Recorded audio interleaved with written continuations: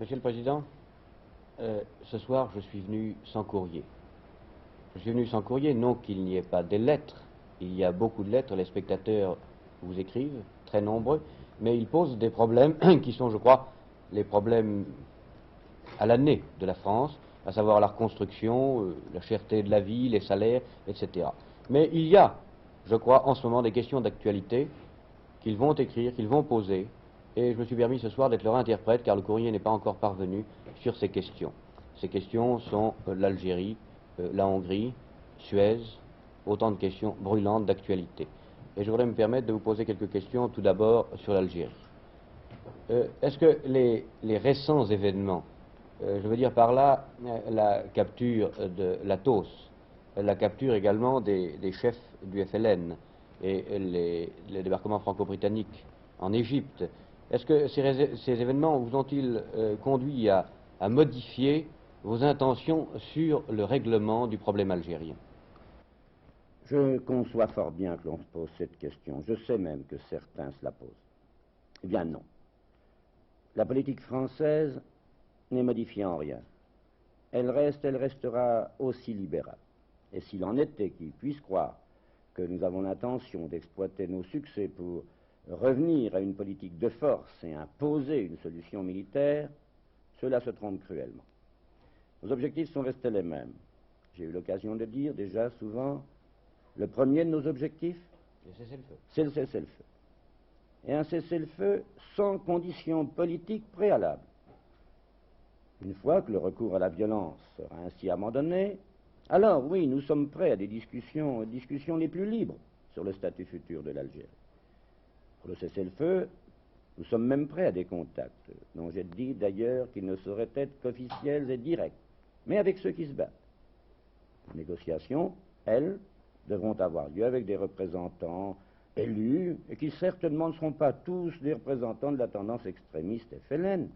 Ma conviction, c'est qu'en l'état actuel des choses, le fait nouveau, important, c'est que ceux de nos adversaires qui avaient cru pouvoir imposer une solution militaire, qui parlaient d'un Bien Dien Phu, aujourd'hui savent qu'ils n'imposeront pas de solution par la force. Autrement dit, qu'il est nécessaire pour eux d'en venir à la discussion, et d'abord au cessez-le-feu. Et sur le plan des rappelés, ils continueront à rentrer, tous seront revenus pour les fêtes de fin d'année. Bien sûr, j'ai pris une habitude, je sais que le pays l'a compris, je fais peu de promesses. Et quand je me crois amené à faire une promesse au nom du gouvernement, je la tiens. Les rappelés rentreront à la cadence prévue. Bien. Pouvons-nous parler du statut de l'Algérie? Comment envisagez-vous le futur statut? Oui, je voudrais d'abord ne pas retenir le mot statut, enfin, en ce sens qu'il rappellerait trop un passé récent. Mais l'organisation future de l'Algérie devra tenir compte de trois principes essentiels, trois principes de direction. Le premier, c'est l'égalité des droits. L'égalité des droits, c'est trop facile à exprimer, et je soutiens que ce n'est pas tellement difficile à réaliser. Il nous faut assurer à chaque Algérien, homme comme femme, une participation équitable au travail, aux ressources, aux responsabilités, une égalité des droits aussi bien politiques, économiques que sociaux. Évidemment, ceci demandera un immense effort de la métropole. Mais encore une fois, je crois qu'avec beaucoup de bonne volonté et un effort réel, c'est assez facilement réalisable.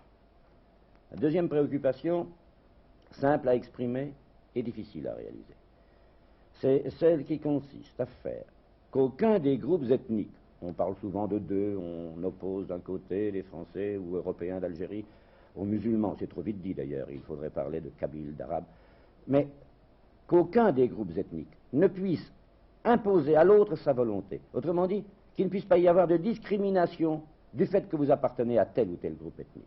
Et enfin, la dernière notion, c'est celle des liens avec la métropole. Or, dès l'instant où nous avons des groupes ethniques différents, il faudra bien un arbitre. Et cet arbitre, à mon avis, ça devra être la métropole. Autrement dit, il nous faudra à la fois assurer une certaine autonomie de gestion pour ce qui sera de la compétence de l'Algérie même, ce qui constituera donc la personnalité algérienne, et dans le même temps, les liens indissolubles entre l'Algérie et la métropole. Bien, Monsieur le Président, je voudrais maintenant vous parler de la Hongrie. Vous parlez de l'indignation qui a envahi les Français à propos des événements de Hongrie. Et je voudrais vous demander quelles sont vos réflexions d'homme et de chef de gouvernement à ce sujet? Oh, ce sont les mêmes. Celles de l'homme ou du chef de gouvernement ne sont pas distinctes. J'ai, comme vous, comme chacun, senti combien la nation entière s'était révoltée. Le gouvernement, l'immense majorité, je devrais dire quasi-unanimité du Parlement, se sont inclinés devant le courage et le martyre du peuple hongrois qui se bat actuellement pour sa liberté. Et je veux dire que non seulement je désapprouve, mais je n'arrive pas à comprendre les essais d'une certaine propagande pour assimiler la révolution hongroise à celle d'une poignée de fascistes. C'est quelque chose de révoltant, qu'on ne se contente pas d'assassiner les hommes, mais qu'en plus on essaie de les salir. J'avoue que ça dépasse pour moi ce que jusque maintenant j'avais cru possible. Pourtant, ce soulèvement des Hongrois, est-ce que ce n'est pas typiquement un soulèvement de jeunes, d'étudiants, d'ouvriers, qui se battent ensemble contre une tyrannie? Enfin, est-ce que les uns et les autres ne se sont pas retrouvés côte à côte dans des écoles, dans des usines? Est-ce qu'on n'a pas trouvé là les noyaux même de la résistance? Je crois, Monsieur le Président, pour ceux qui pourraient douter, Oui. ils ont pu voir peut-être les images du journal télévisé. Ah, vous avez raison. Ils ont vu ces images poignantes. Je Et ils dois ont vu dire, les oui. ouvriers, ils ont vu les paysans, ils ont vu des étudiants. Oui, je dois dire que ça a été vraiment, pour tous, pour moi en tout cas, un grand moment que celui de vivre à travers vos images des heures tellement semblables à celles de la libération du sol français que pas un Français patriote n'a pu s'y tromper et qu'il a reconnu là ce que vraiment il avait vécu à d'autres heures. Enfin, c'est clair. S'il n'y avait pas eu les troupes soviétiques seules, sans le concours de quiconque dans la population, sans trouver aucun soutien, il est bien certain qu'à l'heure actuelle, le peuple hongrois serait libre. Monsieur le Président, est-ce que je peux vous demander quelles sont les mesures, les mesures pratiques que le gouvernement a prises pour venir en aide au peuple hongrois? Notre gouvernement, comme beaucoup d'autres, a dû là limiter son effort. Nous sommes associés autant que nous l'avons pu à l'aide matérielle. Je dois dire qu'il y a eu des efforts remarquables, des efforts spontanés de la population française que nous avons coordonnés. Nous sommes prêts à accueillir les réfugiés hongrois. Nous avons fait un très gros effort au point de vue secours. J'espère que nous ferons un peu mieux. Le gouvernement a décidé que le dimanche 18, dimanche prochain, ce serait une journée nationale de solidarité pour la population hongroise. Je sais à l'avance que tout le monde répondra à un semblable appel. Et, Monsieur le Président, ça c'est sur le plan national, mais sur le plan international? Oui, c'est moins beau. Vous savez que le gouvernement français s'est associé à une demande d'envoi là-bas d'une force internationale des Nations Unies pour rétablir la paix dans la liberté, n'ont pas été suivis. Enfin, quelques progrès tout de même ont été faits. On a décidé l'envoi d'observateurs. On a décidé de demander le retrait des troupes soviétiques. On a décidé de demander que soient tenues ensuite des élections libres. Enfin, il faut bien me dire que notre gouvernement, comme beaucoup de Français, j'en suis sûr, éprouve un grand regret à voir l'extrême prudence et le peu d'empressement que montrent les Nations Unies à discuter du drame hongrois. Elles étaient un peu plus pressées lorsqu'il s'agissait de venir au secours du dictateur égyptien. C'est ainsi que jeudi dernier, la France s'est trouvée seule dans un débat, lorsqu'elle estimait qu'il ne fallait pas renvoyer au lendemain, encore une fois, la discussion sur la Hongrie. Est-ce qu'on peut faire autre chose? Est-ce qu'on pouvait faire davantage? Pouvait-on faire davantage? Actuellement, non. Mais dans ce domaine, comme dans beaucoup d'autres, actuellement, rien n'est terminé. Vous savez, la liberté ne s'écrase pas. Quand elle est en mouvement, un jour, elle triomphe. Et sur le plan défensif, nous avions fait des progrès. Le pacte atlantique, l'Alliance occidentale, avait déjà permis d'arrêter l'URSS.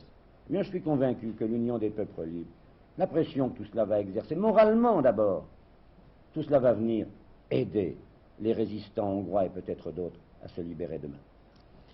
Et pensez-vous que les allégations suivant lesquelles l'intervention franco-britannique en Proche-Orient ait favorisé l'intervention soviétique en Hongrie ait quelques fondements et quelques bases?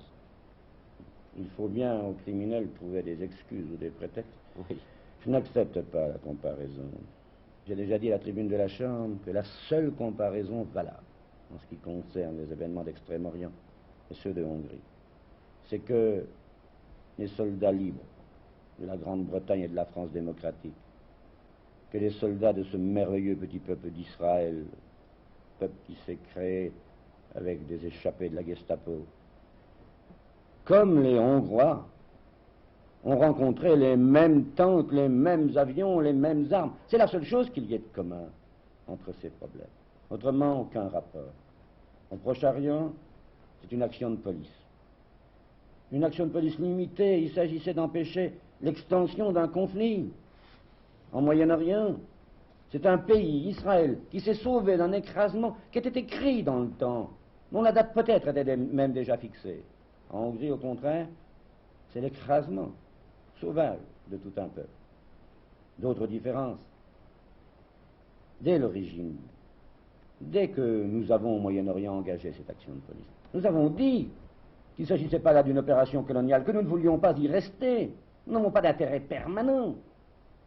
Ce que nous avons demandé, c'est qu'immédiatement, il y ait une relève des Nations Unies.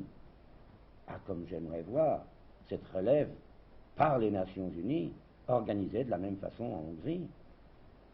Au Proche-Orient encore, regardez les différences. Nous avons respecté les règles de l'humanité. Il n'y a pas eu de bombardement de civils. Chaque fois qu'il fallait bombarder un objectif militaire, on faisait connaître à l'avance nos intentions. En Hongrie, au lieu de cela, ça a été le tir à vue sur la population. Ça a été, même sur les enfants. Jusqu'à ces dernières heures, même, ça a été le refus d'admettre les camions de la Croix-Rouge internationale. Enfin, il est clair que tout cela a été prémédité. Personne ne peut penser que l'attaque sur la Hongrie a été improvisée. Du jour où le gouvernement hongrois a voulu se retirer du pacte soviétique, du pacte de Varsovie, en clair, les tanks soviétiques étaient déjà concentrés. Pour en venir plus directement à l'Égypte et à Suez, est-ce que, Monsieur le Président, vous pouvez déjà dresser un premier bilan de l'action franco-britannique en Égypte?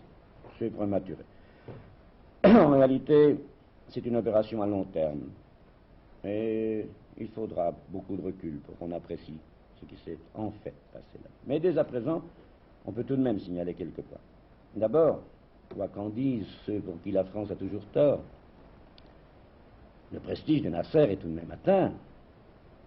Les soldats égyptiens ont montré, face aux soldats d'Israël, le peu d'empressement qu'ils avaient à mourir pour Nasser. Oui, je dois dire que là encore, la télévision française a montré des images très caractéristiques. Et même si l'opinion arabe est trop souvent privée de moyens d'information réels, si on a tellement menti à son égard à la radio du Caire, cependant, les gouvernements au moins, les gouvernements arabes, mais même le gouvernement soviétique, savent maintenant ce que vaut leur allié. À mon avis, le leadership égyptien est bien mort. Peut-être quelque chose d'autre doit être dit. Certains en France ou ailleurs se sont demandé le sens de cette intervention. Se sont demandé s'il n'y avait pas là une attitude quasi belliciste de la part du gouvernement britannique et du gouvernement français. Je ne vais pas m'étendre longuement, mais laissez-moi seulement vous dire que si en 1936, mieux encore, la comparaison sera meilleure, si en 1938, au moment de l'attaque hitlérienne sur la Tchécoslovaquie, si un gouvernement français et un gouvernement anglais avaient osé ce même geste contre Hitler, je suis certain qu'à cette époque, on les eût critiqués, que certains les auraient accusés très certainement de bellicisme, et pourtant, aujourd'hui avec leur recul, on sait que ces hommes auraient sauvé des dizaines de millions de vies d'êtres humains. Non, nous n'avons pas à regretter ce que nous avons fait, d'autant moins que nous avons mis à découvert l'intrusion soviétique au Proche-Orient. Elle a été démasquée, alors que souterrainement elle se préparait depuis quelques mois. C'est un peu comme si nous avions renversé une fourmilière. Et aujourd'hui, la présence d'une force des Nations Unies dans la zone de Suez et du Sinaï, c'est un pas vers l'internationalisation de ces problèmes, c'est un pas que nous attendions et que nous accueillons chaleureusement. Je suis convaincu que maintenant, nous avons rendu apparente la nécessité d'un règlement de paix général en Proche-Orient. Monsieur le Président, je m'excuse, je regarde ma montre. J'aurais bien d'autres questions à vous poser, très nombreuses, mais il faut quand même conclure. Et puis-je vous demander une conclusion générale pour nos téléspectateurs? Oui, volontiers. Il est une conclusion à tous ces problèmes. Et ma conclusion, ce sera de faire appel au sang-froid, à la sagesse de tous les Français. Il faut qu'ils se méfient des fausses nouvelles, aussi bien quand il s'agit de minimiser des résultats que d'accroître des inquiétudes. N'avez-vous pas entendu annoncer que le Georges Lègue était coulé? On a même vu, paraît-il, le dictateur Nasser décorer tous les hommes du bâtiment égyptien qui a coulé le Georges Lègue. Georges Lègue se porte fort bien. Vous avez entendu parler d'avions en bois sur les aérodromes égyptiens, vous avez entendu parler du bombardement de Gamil par des MiG russes. Tout cela, c'est faux. Mais méfiez-vous aussi, je vous le demande, de la campagne d'intoxication qui est soutenue par les communistes, hélas, et qui tend à vous faire croire à la guerre par intervention soviétique. Vous avez entendu parler d'avions d'origine inconnue qui ont survolé la Turquie, d'une flotte aérienne à haute altitude au-dessus de Chypre, etc. Faites attention, c'est une guerre des nerfs, y compris même le communiqué de l'agent de presse de samedi dernier. Il vous faut à tous faire preuve de civisme, de sang-froid, mais aussi de civisme. Il faut accepter certaines des précautions que le gouvernement vous demande. Vous savez bien qu'il n'y a aucun péril pour le ravitaillement. Vous savez tous qu'il n'y a pas de péril réel pour l'essence, alors que chacun fasse son devoir. Voyez-vous, on m'annonce que demain, il va être fait dans certaines couches de la population appel à des mouvements, à des grèves, de la part des suppôts en France de l'agression contre la Hongrie. Je ne peux pas croire que vous y répondiez, vous les ouvriers, vous les travailleurs. C'est l'heure de vous dissocier. Non pas l'heure de renoncer à ce qu'il y a de plus cher dans vos opinions, non, mais de dire que ça ne peut pas représenter le prolétariat français. En contrepartie, d'ailleurs, je voudrais dire à d'autres, à certains fauteurs de troubles qui profitent de l'émotion populaire pour se livrer à des exactions intolérables, exactions qui, en fin de compte, se retournent contre ceux qui les font et sont bénéfiques à ceux qui en sont l'objet, que le gouvernement ne peut pas tolérer cela. Voyez-vous, Françaises et Français, le gouvernement, vous le savez, ne recule pas devant les responsabilités. Il a prouvé qu'il savait prendre des décisions. Il mérite votre confiance. Je l'ai senti dans mes voyages à travers le pays. Je le lis tous les jours dans les innombrables lettres qui viennent m'apporter ce réconfort dont j'ai besoin d'ailleurs dans les heures difficiles. C'est pourquoi j'ai le droit aujourd'hui, au nom de ce gouvernement, de vous demander à toutes et à tous de garder votre sang-froid, de rester serein et de laisser le gouvernement agir. Merci, Monsieur le Président.